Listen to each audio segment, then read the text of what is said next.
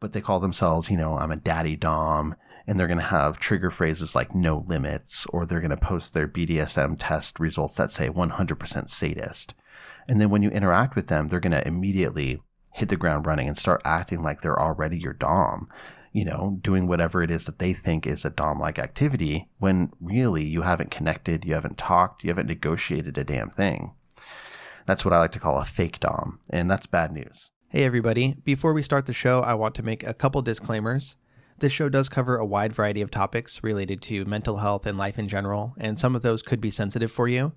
I want to simultaneously encourage you to be brave in consuming difficult content, but also respect and recognize your limitations. So please use your best judgment. I will never be offended if you need to skip a question or an episode entirely, but feel free to feel it out, check out the episode, and just see what happens. If you need to skip, that's okay, but feel free to give it a shot first. I also need to say that while I am a psychologist, I'm not your psychologist, and I'm not your therapist.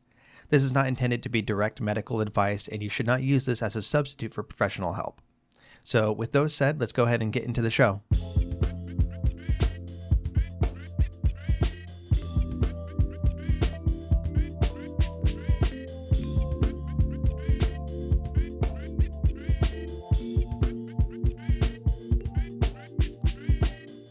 All right. Hello, friends of all varieties. This is the Hardcore Self-Help Podcast, episode 370. I'm your host, Dr. Robert Duff, aka Duff the Psych. I make mental health content for real people, just like you. And today I have a question and answer episode. Two really good questions of very different types from listeners like yourselves. Please continue sending me in questions to duffthepsych@gmail.com or using the contact form over on my website at duffthepsych.com. At the time of recording this, there is some serious shit happening in the world. This is after the attacks by Hamas and the subsequent bombardment of Gaza by Israel. And there is obviously a lot of pain, death, political turmoil, spiritual turmoil going around right now. And I'm not going to provide any particular commentary on that. I don't think that I have a voice that's necessary, in this particular issue. But I do want to give you permission for just a moment to take a nice, slow breath and release a little bit of your tension and allow yourself to focus on taking good care of yourself for a moment, because that matters no matter what. One thing that I've been finding very pleasant lately is, I don't even know what the term for it would be, a kind of a double breath, essentially breathing in deeply and then sucking in a little bit more air into your lungs and then exhaling all of that completely. So it sounds a little like this. Breathe in. More.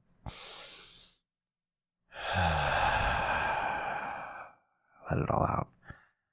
Let's do one of those together, and excuse my stuffy nose. Breathe in. More. Out. Fuck.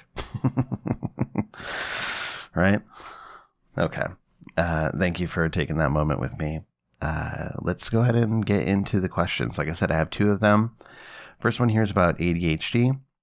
Nothing too significant. The second one is a little bit more, it shouldn't be necessarily triggering for people, but the topic is slightly more sensitive, but we'll cross that bridge when we come to it. So here's the first question. It reads, some of my friends have been diagnosed with ADHD and have started taking medication. I was expecting this to reduce their symptoms of their ADHD, but in at least two cases, it seems that their symptoms have potentially gotten worse. For example, one person used to enjoy watching films but can no longer sit still or relax or focus long enough to watch a film. I appreciate that there's lots at play, and you might not be able to explain it without knowing their entire situation, but I wondered if this is a common phenomenon and what causes it. I've wondered if it's because they're going easier on themselves and being more open about their difficulties since their diagnosis, as opposed to actually experiencing worse symptoms. It would be good to know, because I worry that perhaps their care plan isn't working for them if they're experiencing worse symptoms, but I also don't want to interfere because I'm certainly not a medical professional. If you have any insights, I would love to know.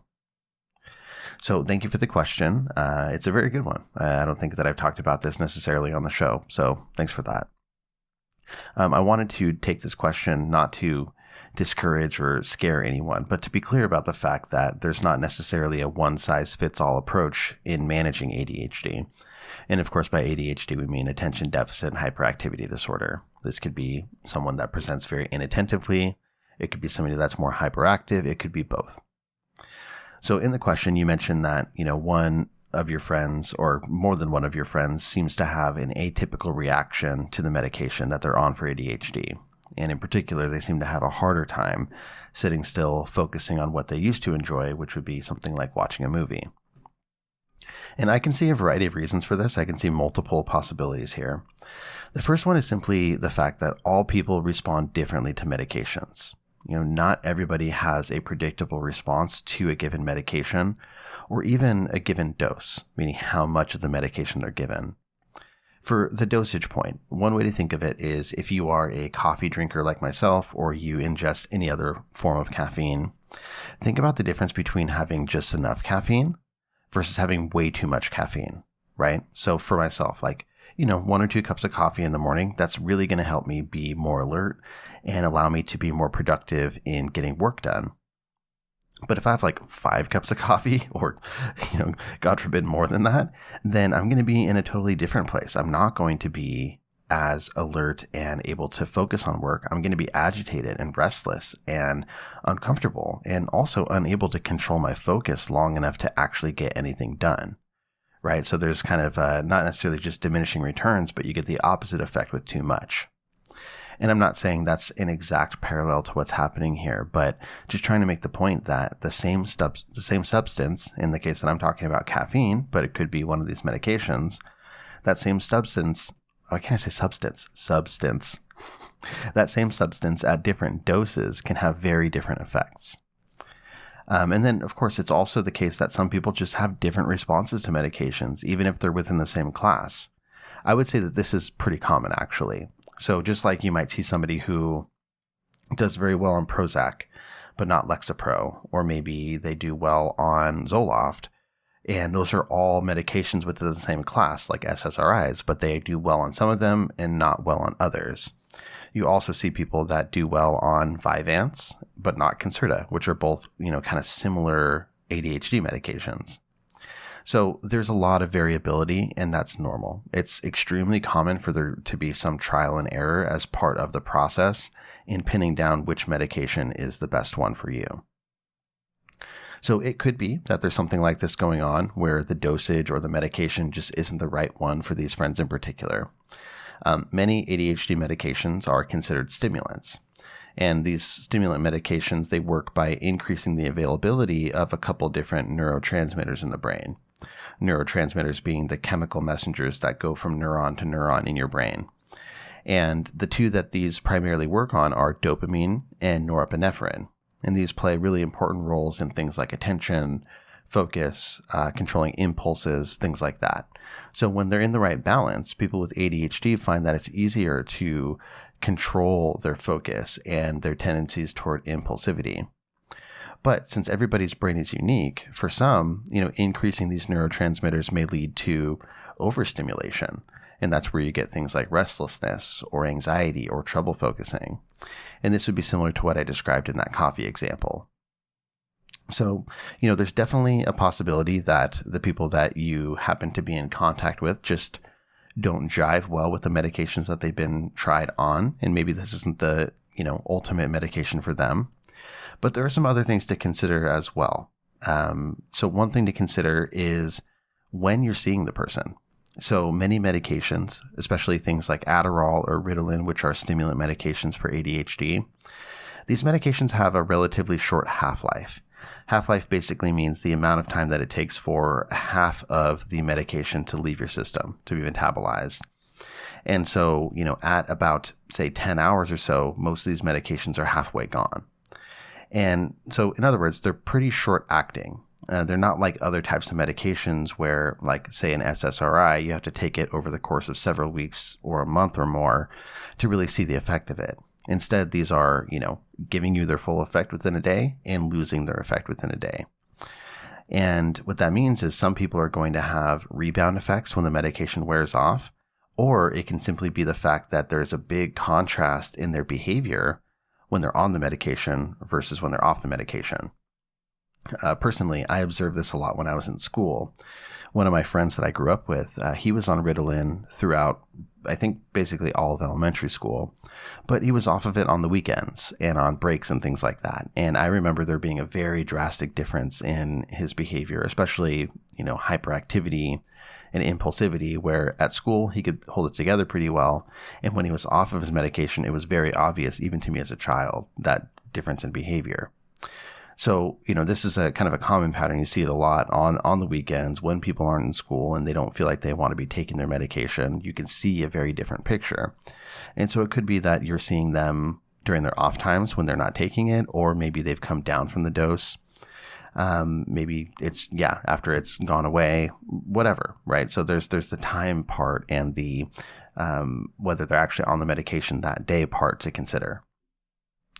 And now I also mentioned rebound effects. The way that rebound effects work with these medications is that if the person with ADHD has a rebound effect, what they're going to have is, a benefit from the medication. And then as it wears off, right before it's all done, they might have a burst of symptoms toward the end of that time. And then after about an hour or so, usually they'll return to more of a normal baseline for them. So in other words, their symptoms for that rebound period may actually be worse than they were before the medication, right? So actually not their normal sort of baseline. And then after that, they're going to return back to their normal sort of unmedicated baseline. It doesn't happen for everybody. It's not, super, super, super common, but it does happen for some people. So that's also a possibility here. Now, I want to talk more about kind of other potential things. But before that, let's go ahead and talk about our first sponsor. All right, this episode is brought to you by Copilot. Copilot is an awesome app that I've been using basically every day since I got set up with it. It is a service that links you with an affordable, real-life personal trainer. And for me, this has been super, super, super helpful. I use exercise for a variety of things. For my physical health, obviously, there are some goals that I have that are related to exercising. It's also something that really benefits my mental health. I can tell when I've been exercising regularly because I see a benefit in terms of my mood, things like irritability, and also just my energy level. And then, of course, I want my therapy clothes to, fit so I don't have to buy new ones, that kind of thing. But I sometimes have a hard time getting adequate exercise just because of the way that my life and schedule works out. I have 2 kids. I run multiple different sort of businesses and facets of my career, have partners, like all sorts of stuff like that. And so it's really, really great because you get matched with an individual personal trainer. Mine is Nate, and he communicates with me basically every day through the texting on the platform. And he sets up workouts that are very, very tailored to my situation. They're never longer than 30 minutes, so I can do them in the slots that work for me. He puts them on the days where I actually have room for them when I'm not just at the office all day and things like that. And he's also thrown in little extras into my account where if I have 10 minutes here or there, I can do a few things if I don't have a chance to do a full workout. The app itself is really awesome because it has animated GIFs for every single thing that you do. So it's not like you have to watch a full instructional video. You just follow along with the motion that you see on the screen, and your personal trainer's voice will be in your ears, kind of walking you through it. It's not a live feedback thing where they're watching you, but they say, okay, up next is this. And it has a lot of awesome little things to it regarding feedback. Like you use your watch, and you can do it without the watch as well. But if you use it with the Apple Watch, it gives you haptic feedback when you have, say, 10 seconds left of rest or in a set that you're doing. It also can track your motion for a lot of them, so you don't have to say start and stop. It automatically knows if you stop doing, say, push-ups or something like that, and it will move you along. So I've been really, really, really enjoying it, and I'm happy that I get to partner with them. I think that if this is something that would be of interest to you, finding this sort of online personal trainer situation, Copilot is a great one. They also work with whatever your situation is. So they use, for me, things like resistance bands and, sort of an ab roller wheel and a pull-up bar because that's what I have in my environment. So it's definitely, improved my quality of life and my ability to work out on a regular basis. And I'd love for you to check it out as well.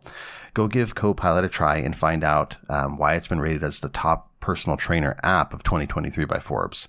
Head to go.mycopilot.com/Duff. So that's go.mycopilot.com/Duff. And that will get you a 14-day free trial and your own personal trainer. So go.mycopilot.com/Duff, 14-day free trial with your very own personal trainer. So as I was saying, there's some things that are important to consider here. And one is I want to make sure that we're not just over pathologizing here and interpreting the behavior that you're seeing as a negative, as a sign that things are not working, that the medications are not doing their job. So one of the things that medications for ADHD can help with is control over someone's attention, which basically means the ability to point your attention at things you actually want, rather than the focus being pulled around to whatever your brain latches onto, right? So being in control of your attention versus your attention controlling you and sort of pulling you whatever direction. It could be that in the past, your friends have gravitated more toward movies or TV because those activities provided enough stimulation to keep them focused. However, now that they have more intentional control over their focus because of the medication, maybe movies have actually become more boring for them and they feel more restless and they would rather be focusing on other things, right? So it's more of like an emotional restlessness rather than difficulty maintaining their attention. They just maybe aren't as interested as they were before. And I would also encourage you to broaden your observation to other activities and other facets of their life as well, right? Are they seeming this sort of restless and, having such a hard time focusing in other activities in their life? It could be that it's less of a, better or worse overall and more of a how their preferences have changed, how their tendencies have shifted. Maybe they're actually focusing a whole lot more on work, but, leisure activities, they're kind of not as into. That wouldn't necessarily be a bad thing. Now, the last potential I want to point out here is that there are various comorbid issues that could also be impacted by the medication. Comorbid basically means things that tend to go together. So with ADHD, there are a variety of mental health issues that are frequently comorbid. If the people that you're thinking about have anxiety or bipolar, for instance, it could be that the stimulant medication is exacerbating, making worse their physiological anxiety symptoms, or even triggering something like hypomania, where they're getting, an elevation in their energy level and restlessness and impulsivity. I don't think it would be appropriate for you to jump in here and say, hey, I don't think your medications are working at this point. But I do think it's totally valid for you to be curious and to ask how they're feeling about it. Of course, if you have that kind of relationship, if there is some of that trust there and you talk about these sorts of things, there may be a lot of things that you just aren't privy to. Maybe there are internal subjective experiences that they can definitely see have changed due to the medications. And maybe it improves their quality of life. You just wouldn't know because you're not on the inside. So maybe you can ask about it. You could say something like, hey, are you still going with that ADHD medication that you started? If they're like, yeah, why? Well, I was just wondering, how's it going? Do you notice any changes with it? What's it been like for you? Right? And just sort of open-endedly ask about that and go from there. Maybe they'll ask you for your opinion. Maybe they'll be like, well, what do you think? Have you noticed anything?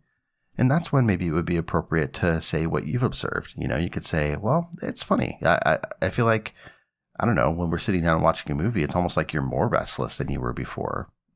Like it's harder for you to focus or something. Do you notice that? And just be open, be curious, try to make sure that you're not being accusatory or anything like that.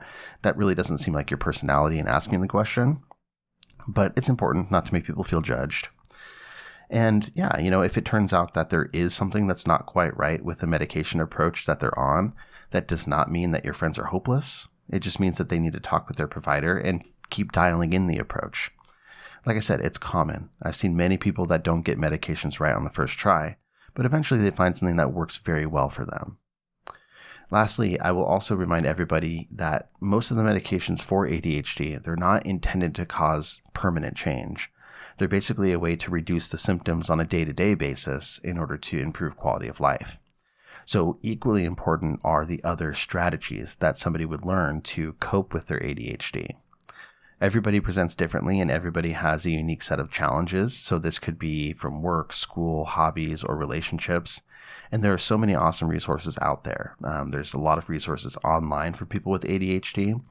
There are also therapists and coaches that specialize in working with people who have ADHD, especially on things like executive functioning, so organization, planning, setting yourself up, all of that sort of thing.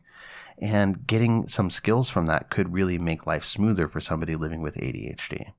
So that's also very important here. And if somebody is on medication, but they're not really changing their life in any other way, then, the medications are going to help them focus and be more alert and things like that. But that's also just going to go away once the medication wears off. So that's also something to consider here. But overall, very good question. Thank you. I appreciate it.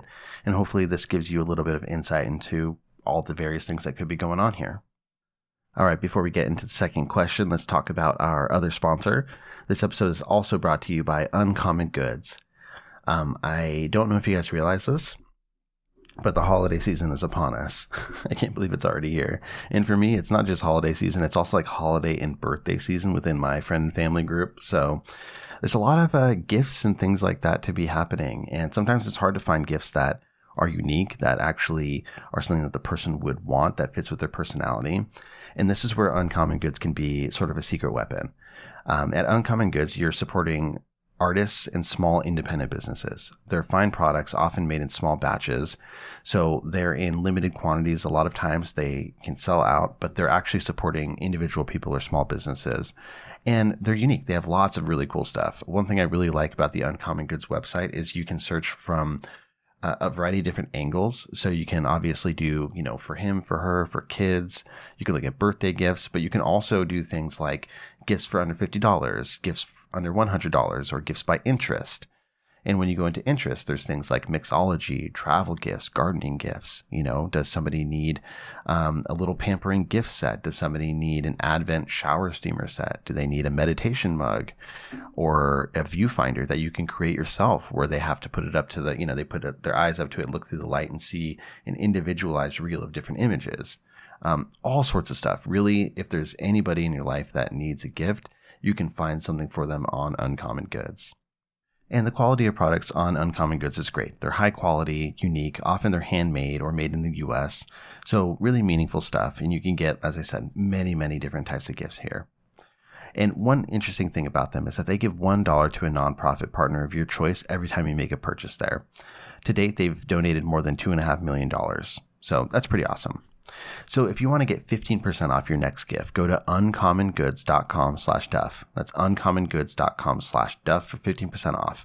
So don't miss out. It's a limited time offer. Uncommon Goods, all stuff that's out of the ordinary, but awesome. uncommongoods.com/duff. All right, let's get into the second question.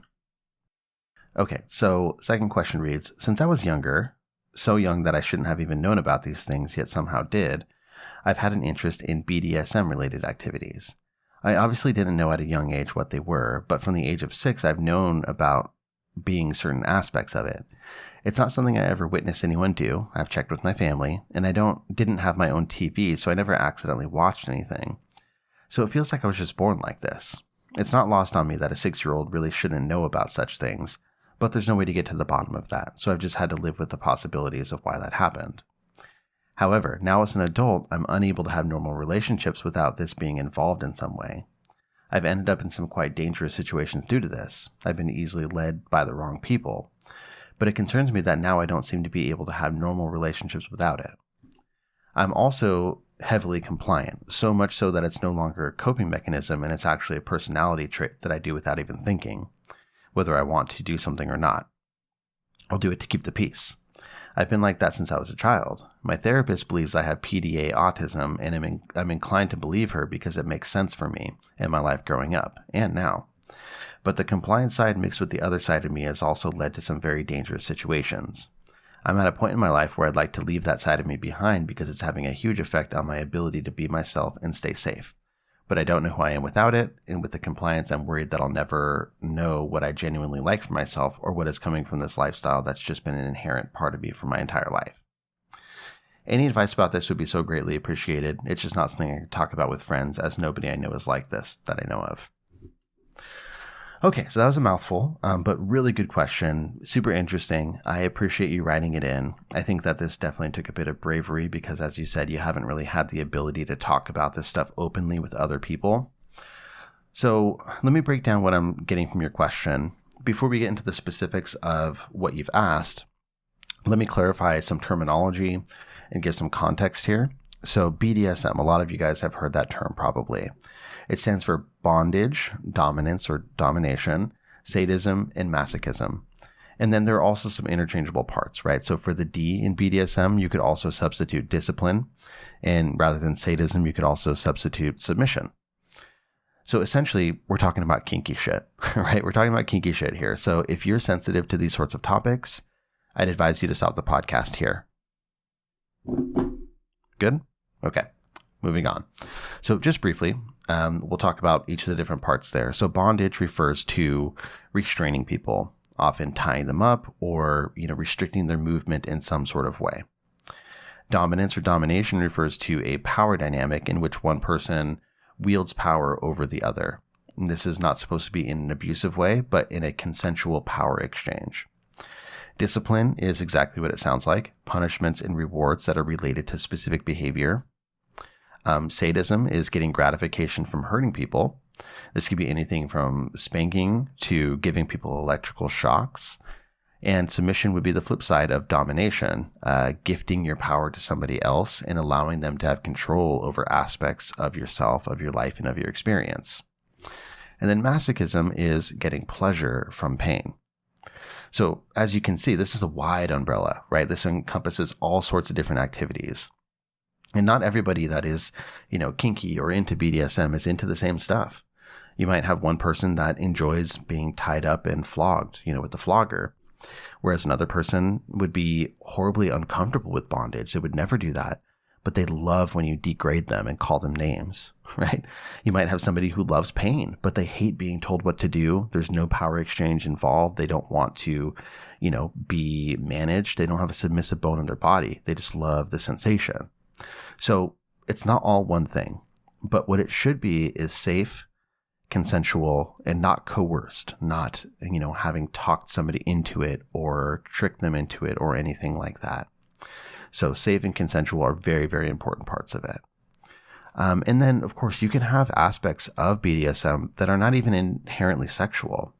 I know a lot of people that engage in, for instance, rope bondage that feel that it's much more of a meditative act than a sensual one. And of course, there are people in the asexual spectrum who are lovers of BDSM, and they're not people that have sex or they're not interested in or, anywhere along that spectrum. So again, it's not just one thing and it's not all inherently sexual. So in terms of context, why I wanted to provide a little backdrop, I am actively involved in aspects of BDSM, both as a participant myself, and then also I am a therapist who treats people who are into kink and BDSM in therapy as well. So I have kind of both sides of the equation there, and I'm just not simply talking out of my ass with this, okay? So all of that said, let's break down your question here. You said that you've kind of always known there's something different about you. You've gravitated toward activities and interests that had a BDSM flavor to them. And even as a child, when it wasn't overtly sexual. You mentioned that you can't really see how you may have been exposed to it because you didn't have a TV in your room.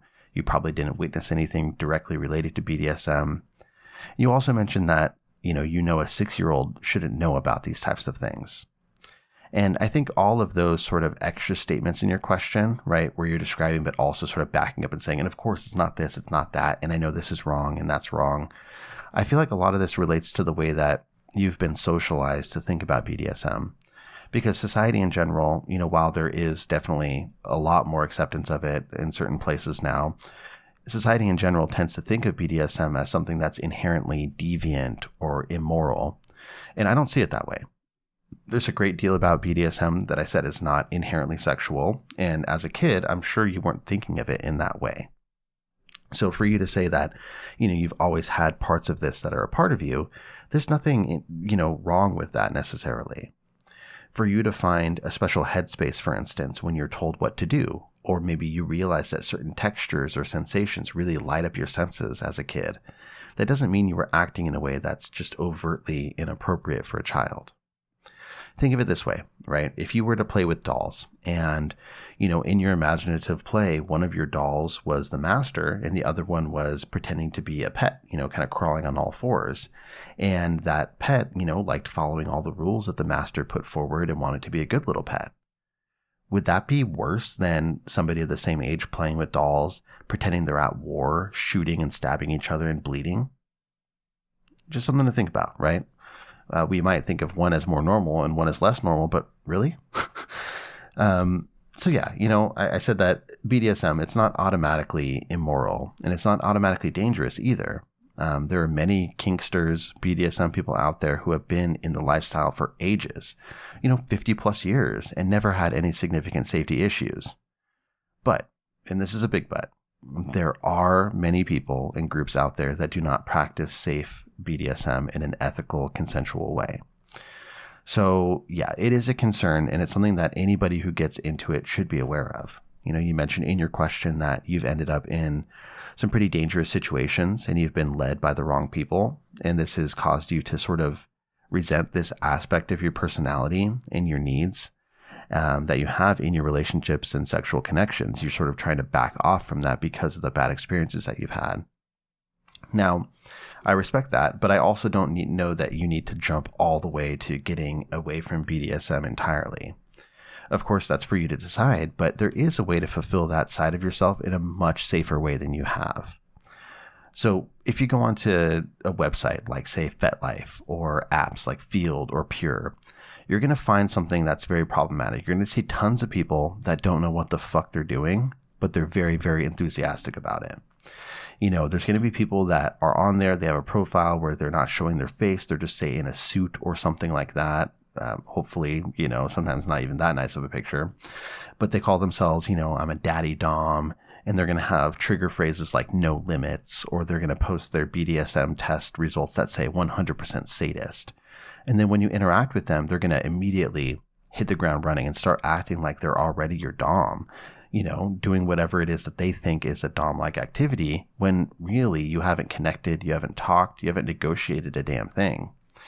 That's what I like to call a fake dom, and that's bad news, right? And there's a lot of that out there. And if you don't really know what you're doing, it's very easy to fall into a situation where you can be hurt.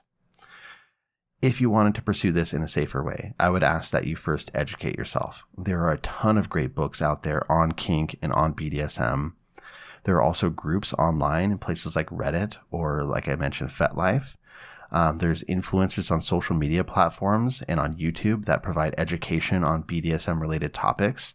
I think that those are really, really good options. Finding individual providers or individual influencers that can, provide content to you that is helpful in leading you in the right direction. So there's a lot of great stuff out there.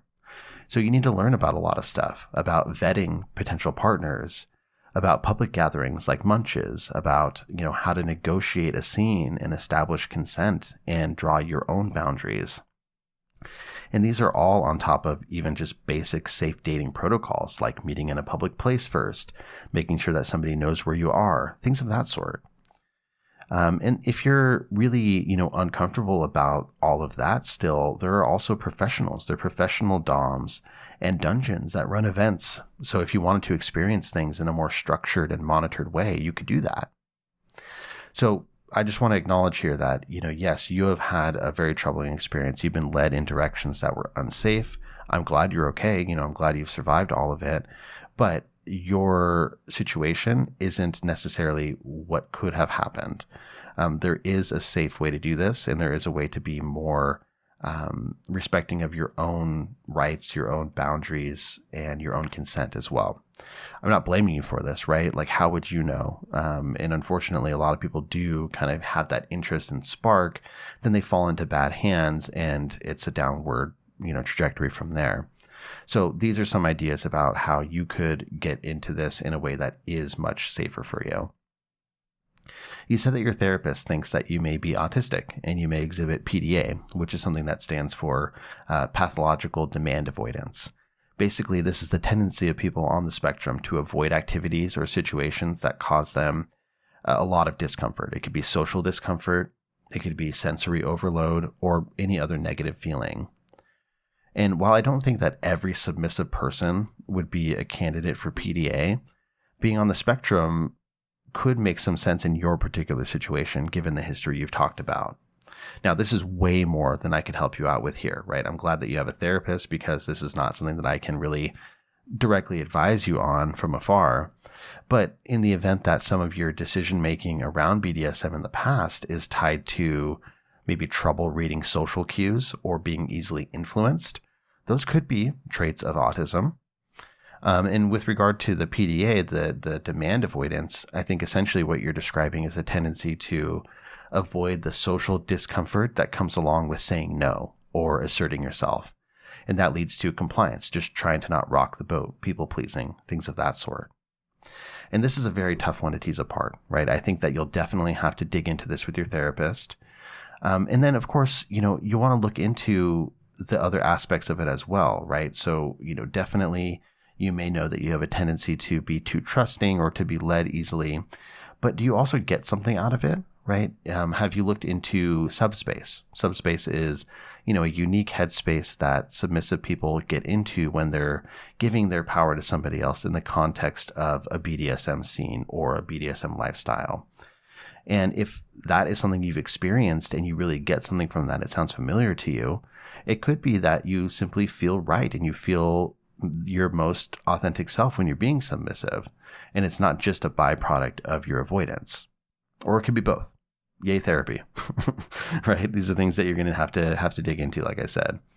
But yeah, if you are indeed compliant in a way that wouldn't be considered typical, it would be something like PDA, and that's causing BDSM to be dangerous for you because of who you trust. I think this also is something that could be worked on. As I mentioned before, there's safe ways to do this. You can slow down. You can focus on educating yourself, setting yourself up for success, and ensuring your safety while still allowing yourself to explore and indulge in this important part of your identity and your personality. You would definitely need to have patience with yourself, though, right? You would have to rein in a little bit of the impulsivity and set the stage so that you're not going to be pressured, right? That's why I say things like meeting in a public place first, right? Don't just go over to somebody's apartment and be like, okay, what now? Because then you're going to have that pressure. So it is possible. You just need to be careful about it. I think one really, really good resource would be, if in your area you have maybe a dungeon or some other space that has local pro dominance that can do classes. So I know around me in the kind of greater LA area, there are lots of these where you can actually go to a class like, BDSM 101 or something like that, where you can talk with a professional about these issues. And, if they have one-on-ones, maybe you could do that and find some particular solutions for your situation. But that's basically what I have for you. You are well within your rights to consider taking a step back if that's what you want, but that's not the only way. And your experience with BDSM has been one that's been, fraught with danger, and it sounds like maybe some judgment issues, but there are ways to make solid choices that ensure your safety so that you can do this in a way that is better for you. Knowing your own tendencies and your limitations is great. That's one step toward accounting for them. So I think you'll be in good shape if you want to go back to this, but you definitely don't have to. Just some food for thought. So thank you very much for writing in. There's nothing inherently wrong with you. You're not broken. You've just gotten into kind of a bad side of these things. So thank you for the question. And with that, that is the end of the episode, everybody. This has been a very interesting episode 370 of the Hardcore Self-Help Podcast. As I said before, if you want to send me a question for the show, send me an email to duffthepsych@gmail.com. And if you want the full show notes, head over to duffthepsych.com/episode 370. Take very, very good care of yourselves. Please prioritize self-soothing and keeping yourself afloat right now. Do what you need to do. I appreciate your attention, and I will see you for the next episode. Bye.